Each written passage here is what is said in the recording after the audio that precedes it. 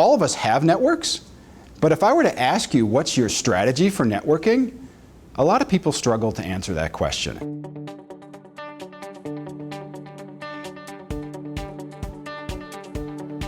The good news is that you'll still have a network. We have networks. Our networks are created, they change and evolve almost every day. So in that sense, maybe you might think, well, I don't need a strategy for my network. The bad news is that if you don't have a strategy for your network, the world will give you one, and it may not be the strategy that you want. In other words, it may not lead to the kind of results and outcomes that you're interested in.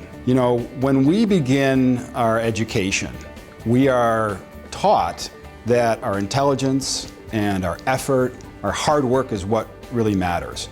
And that's certainly true.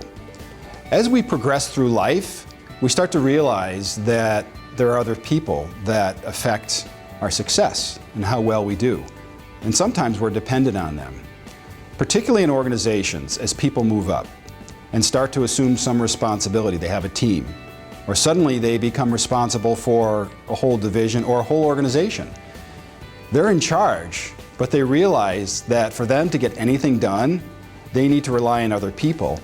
And sometimes those are people that they have no formal authority over. And so it's not a question of the formal authority and how the organization is structured and how it's managed. It's about the informal relationships that are built that determine what the organization can and can't do. And it also determines what the individual is able to accomplish and therefore their potential for success. How can being in a class on networks with a group of people that you haven't met before and you don't know, how can that be a transformative experience?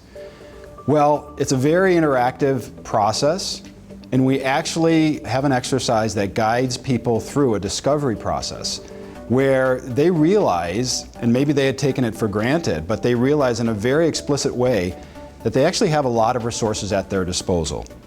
They realize what they have in their personal arsenal and also in their network more broadly, which is a real important realization. Sometimes we forget about all the relationships that we have, some of which maybe have faded, but how valuable those people are. Even in very small groups, I've seen them accomplish amazing things and solve problems and save money and improve performance.